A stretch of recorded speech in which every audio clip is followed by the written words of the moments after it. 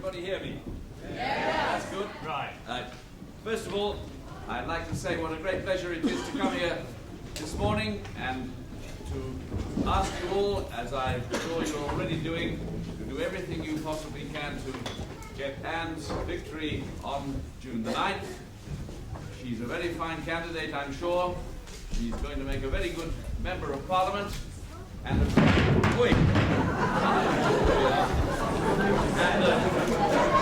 next thing we're going to do is to knock the government out.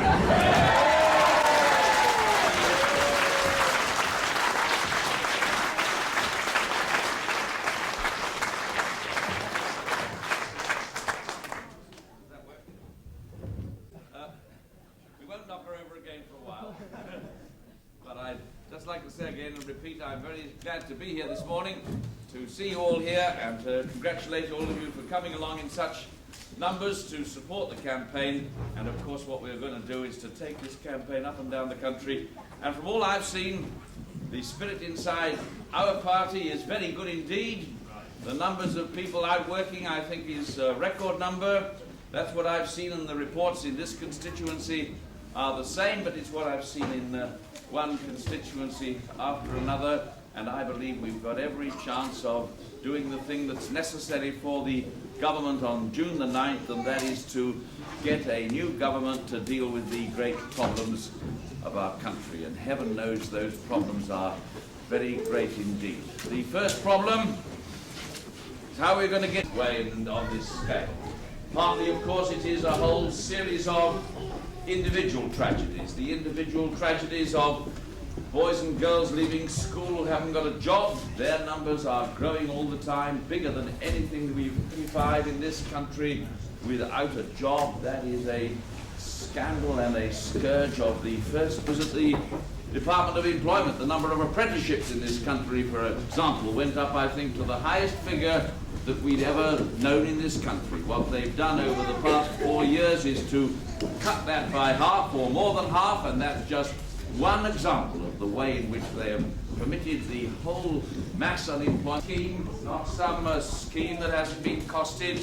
We put forward, first of all, the budget, which Peter Shaw proposed a few weeks ago. That budget has been carefully costed, and that budget is designed to set this country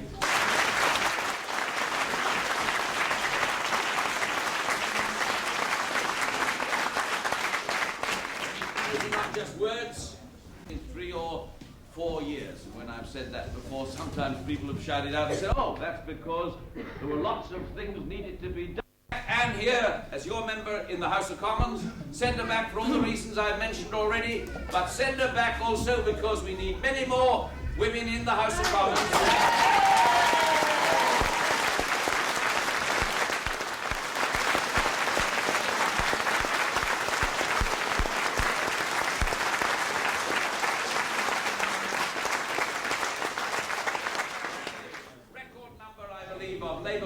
In the House of Commons at the time of the after this election, and together, men and women talking sensibly together can get this country back to work and stop this country from being pushed into a war.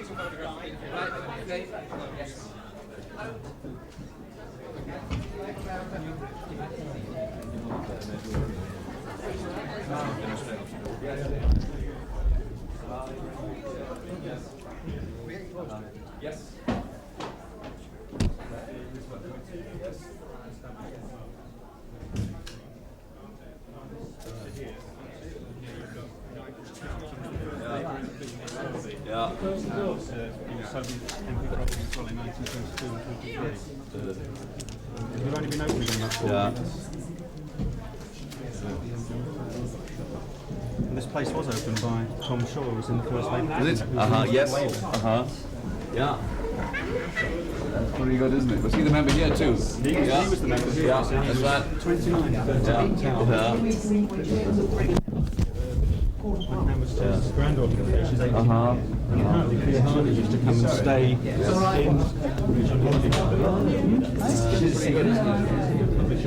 your home?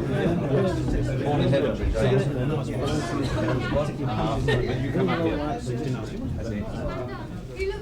Pretty good, isn't it? Right, can we? Yes. Sorry to Bring out. Yes. Okay. right. On we go. So,